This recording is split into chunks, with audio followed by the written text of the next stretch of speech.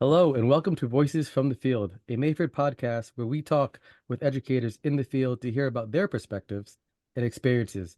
My name is Jake Burson, Advocacy Chair for Mayford, and today I have the pleasure of speaking with Ginger Aaron Brush.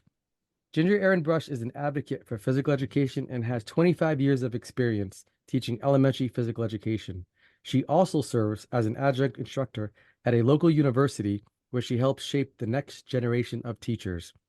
Following her retirement from the elementary setting, Ginger took on a new role with Heal United, where she continues to champion health and physical literacy in schools across Alabama and beyond. Her dedication to the field has earned her statewide recognition, including being named an ASAFERD Elementary Physical Education Teacher of the Year and a Sweet 16 finalist for Alabama Teacher of the Year, an honor that spans all subject areas. Ginger has been an integral part of ASAFERD for many years, serving in various leadership roles, including president, elementary council chair, and currently as social and digital media manager. She also serves in the same digital leadership role with the National Academy of Health and Physical Literacy, where she continues to elevate the visibility of health and physical literacy nationwide. Welcome, Ginger. It's so exciting to be in the space with you, and thank you so much for saying yes to the podcast. Before we get started, what's making you smile these days? Oh, good question. First of all, thanks for the opportunity. Of course. I'm really excited to speak with you today. What's making me smile? Probably my daughter, who is graduating from high school. This is a busy season for us with celebrations and graduation parties and all the things that brings. And while it is bittersweet and there have been some teary moments, and I'm sure there will be more, it's definitely bringing a lot of joy and a big smile to my face. That's fantastic. That's fantastic. So, Ginger, tell us more about who you are and how you started your education journey. Yeah, so I am from Alabama. I grew up loving athletics, was involved in sports from a very young age and played throughout elementary recreation opportunities and then middle school and high school. Um, I knew that I wanted to go into teaching at a young age. In fact, I had one of those memory books where you can kind of record the things that you do throughout your, first grade, second grade, and beyond. And I was looking at it not too long ago, and every year I put down that I wanted to be a teacher, except for when I was in second grade Hmm. and I wanted to play in the NBA. Obviously, that didn't work out for me, so teaching is where I landed. Um, and honestly, I had no idea that I wanted to teach physical education. That really was never ever on my radar until I saw a flyer on a billboard in college. At the time, I knew I was going to teach either history or math and was Hmm. double majoring in both at the time. And I saw a flyer about coming to a physical education majors meeting. Hmm. And I just happened to go into the meeting and it kind of changed my course. Interesting. You're the first person I've spoken with that's mentioned you've gotten into it this way. So a flyer on a billboard. Wow. And so was it Yep. at a college or was it like Yeah, it was in one of the buildings that I was in taking another class, and they had okay. the bulletin board and everything there, and there was just a Mhm. flyer for it. And again, I didn't even know that the major existed. Honestly, I had no idea. And for some reason, I Hmm. just felt called to go into that meeting. And the chair of the department was in there. And I changed my major that very day. That's what you call a true calling, right? You're in the right place at the right time. Absolutely, for That's sure. awesome. So you mentioned having these memories of wanting to be a teacher. But was there anybody who inspired you to pursue a career in your field? Are there any mentors or teachers along the way, or just people, friends? Right. Um, Looking back, if you were to say, hey, Ginger, who is your favorite teacher? I would name all of them okay. because, every teacher in some way made me feel valued and made me feel important. And I really had a very positive experience throughout my schooling. Now I went to a very, very small school. Mhm. Um, K through 6 was on one side of the road, and seventh grade through 12th grade was on the other side of the road. Um, and so everyone knew everyone. Um, so I mean, my teachers obviously had an impact, but then beyond that, um, it's one thing having, going into the career of education. Um, but it's another thing when you have such strong mentors once you are in the field, you Right. know. So I had such great college professors, but also um, my first year of teaching, the my co-teacher became a mentor and a lifelong friend. Like I went into a school that had a very good established program, Hmm. and um, my colleague just really helped me be the teacher that I was. And then she had been teaching a bit longer than me. And then when she retired, I really felt like I was able to keep that legacy going of the positive program that was already put in place. That's great that you were able to kind of go into that experience having a foundation and a support system in place. That's really cool. So my understanding is, Ginger, that you're retired now, right? How long did you teach when you did teach? How is physical education different in Alabama or unique in Alabama as compared to where we are in Massachusetts? Yeah, so I taught elementary PE for 25 years. Hmm.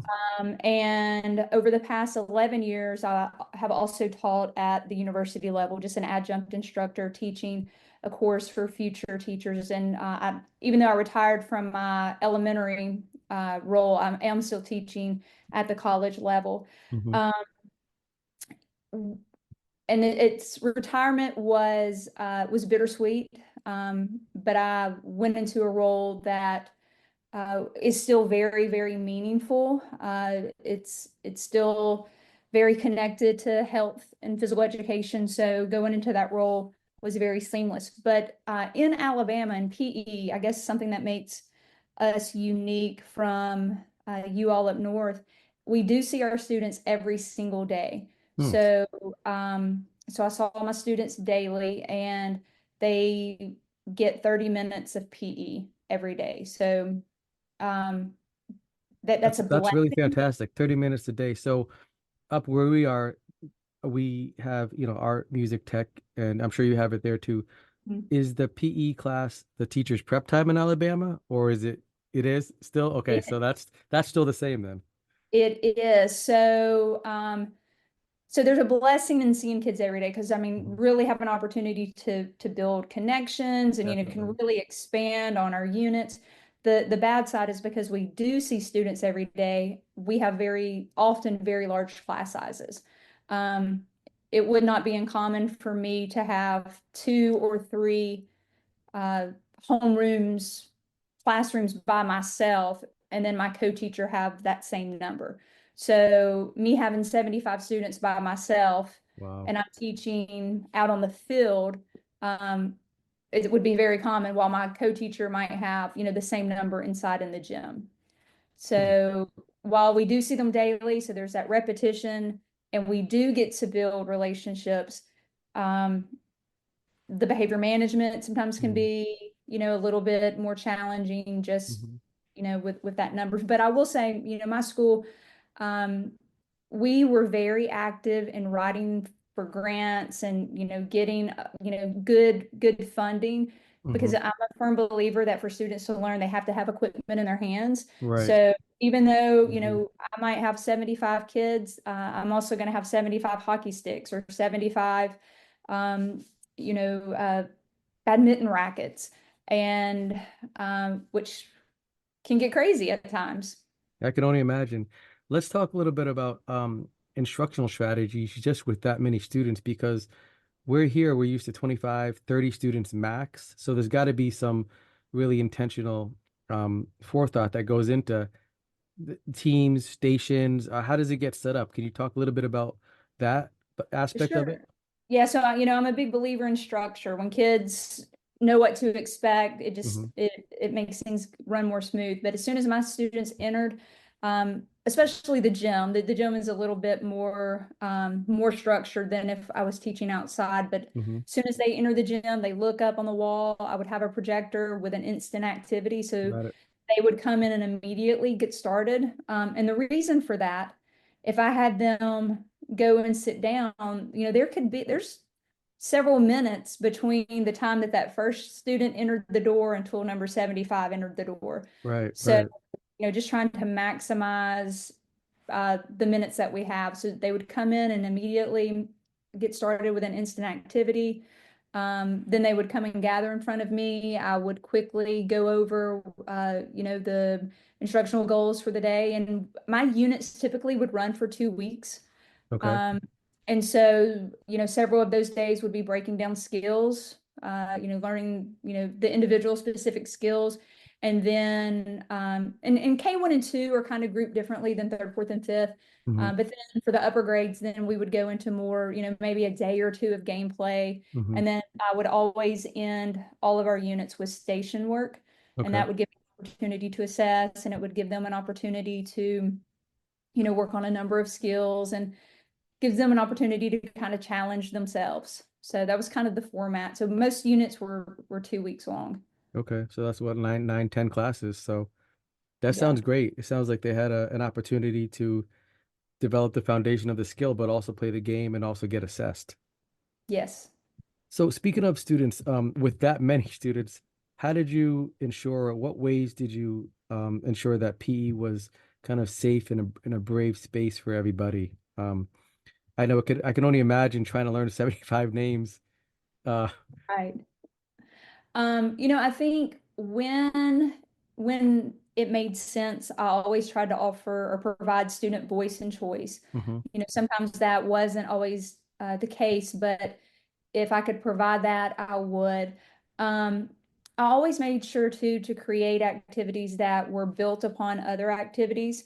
You know, that way, even students who maybe were not as proficient at a certain skill, they had those opportunities to at least be proficient at something. Right. Because, a lot of times it's about building confidence before you can build competence in the skill. You got to have the confidence to do Hmm. that. And so I really tried to create activities where at some point every student found some level of success. Also, if we were doing partner work or small group work, I really tried to encourage where they would give goods and shoulds. So, I encourage students to communicate in a way that would tell their peers, what they are doing good. And Hmm. then if they see something maybe that they can improve on, they would word that as, you know, next time you should, step with your opposite foot, or, whatever it may be. And then that way, just trying to build those communication skills, and so that they all really feel that their voice is valued.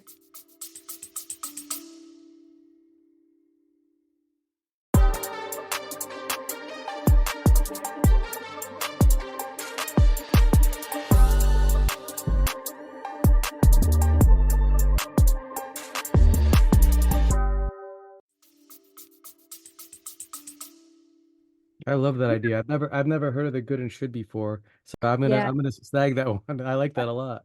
It's just so it's so seems so valuable that they're giving each other an idea to progress, but something that maybe they could try differently next time. But it's also the way they say it, right? I'm sure they say absolutely. so how they say it and communicate with each other. That's awesome. Yeah. So just moving on, you mentioned in your bio Heal United. This is an organization that you're a part of, been a part of. Can you tell me like kind of the mission of the organization, what it's all about? How can other people, our listeners, get involved in it if they want to? Just give me the rundown. Sure. So Heal United stands for Healthy Eating, Active Living. Hmm. And many, many years ago, well, Hill United is probably 20 years old. And it started out as a fourth grade program, then it went to fifth grade.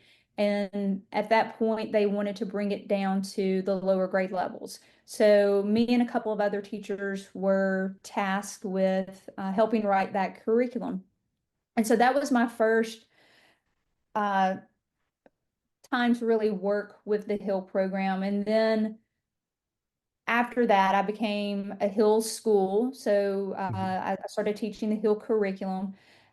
Hill is an organization that is really trying to measurably improve children's health through education. Hmm. And we do that here in Alabama. We are able to provide, and so now, let me back up for a minute. Once I Hmm. retired from working, I did transition and start working full time for Hill United. So that is now my job, and I'm really excited about it because I do get to stay so connected to teachers. Um, but we're now a program in elementary school, middle school, high school, college. We're in the process of writing a dual enrollment curriculum, but it Wow. is all about making students have the opportunity to learn those health and physical literacy concepts in a fun and engaging way, while also keeping parents connected. Uh, in Alabama, schools who are part of our program do receive all the materials at no cost. And so they're getting the curriculum, they're getting monthly calendars for students to take home, they're getting heart rate technology, and that may look like heart rate watches, pulse bars, or oximeters. Our teachers are getting uh, like medals and certificates Wow. to award their students. It's really just a curriculum that's put in place to support teachers in teaching these very, very important concepts. Um, anyone can go to our website. It's Hmm. hillunited.org. And on our website, there are tons of handouts that anyone could digitally download or project. Hmm. We call our handouts, or the things that students may take home to share with parents, we call those handouts. And then uh, paper and pencil type learning activities, we call those home plays, just to kind of change the mindset from a kid doing homework. They can now do home plays, and I so like they that. can, Yeah. yeah, learn some other skills. And some of our teachers do those in class. Some of our teachers send those home for, parents to work with their child through that work. But um, but I do encourage, any of your listeners to just check out our website. We also have a book system, and teachers can order our book system for no cost. We will ship it out and mail it to any teacher who wants any of our book system resources. We really are just intentional in wanting to empower educators and parents in the community into helping people lead healthier lives. And obviously, we're targeting children because we know that that's really key to preventing chronic diseases. Mhm. Chronic disease is to, um, you know, help our children learn these things at an early age. Absolutely. When they're build a foundation at a younger age. What's the book system? Can you just elaborate on that? Sure. So the our CEO has Hmm. written 4 books. One of them is called The Ultimate Treasure Hunt. There is a book called Turning Frowns Upside Down, which is focused on like functional wellness.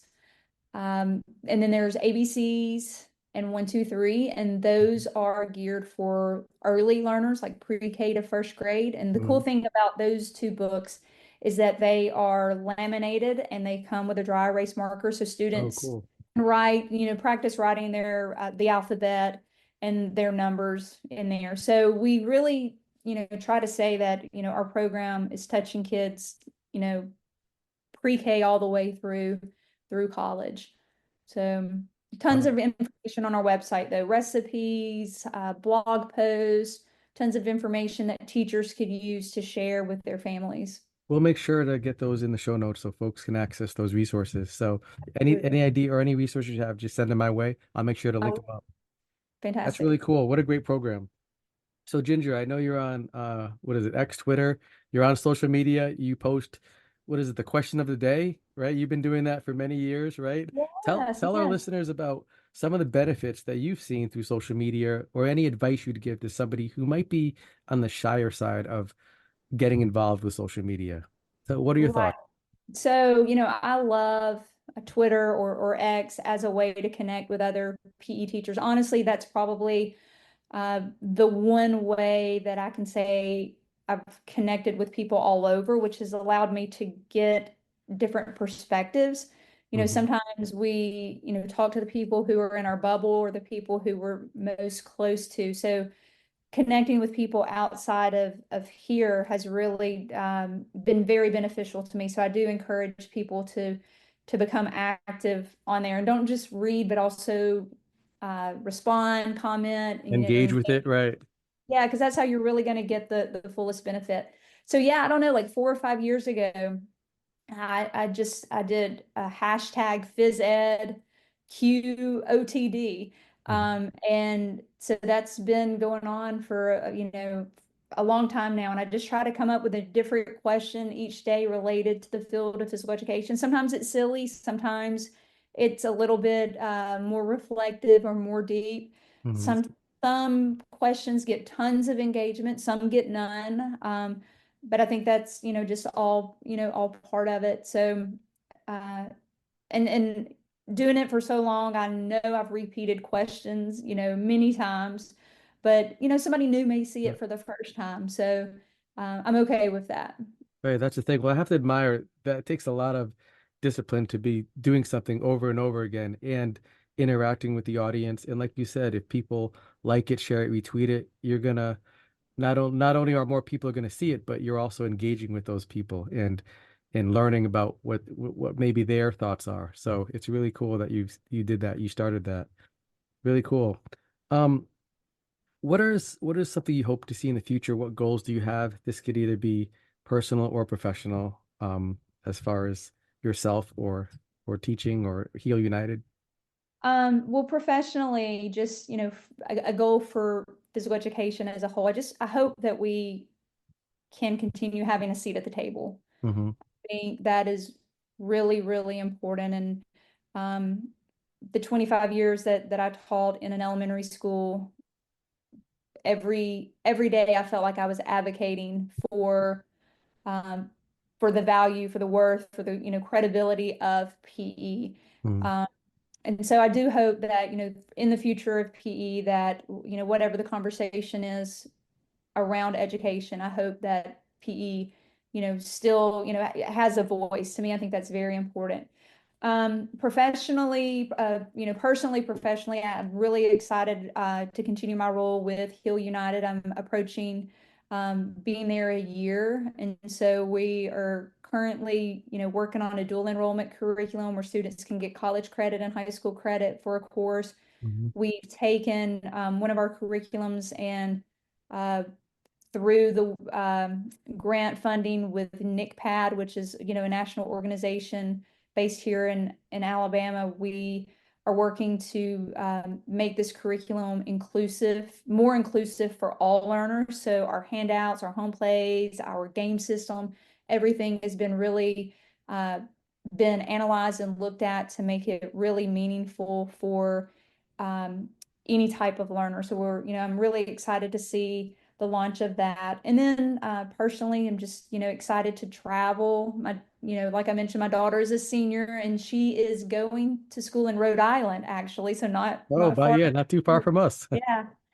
And she'll be a college gymnast and she's majoring in she'll be majoring in nursing. Oh, wow. So, I'm excited to explore that part of the world a little bit more and, just excited with all the things that empty nesting can bring. It's going to be a change, especially since she's so far away. So I'm just hoping to keep myself busy, and be able to handle that without too many tears.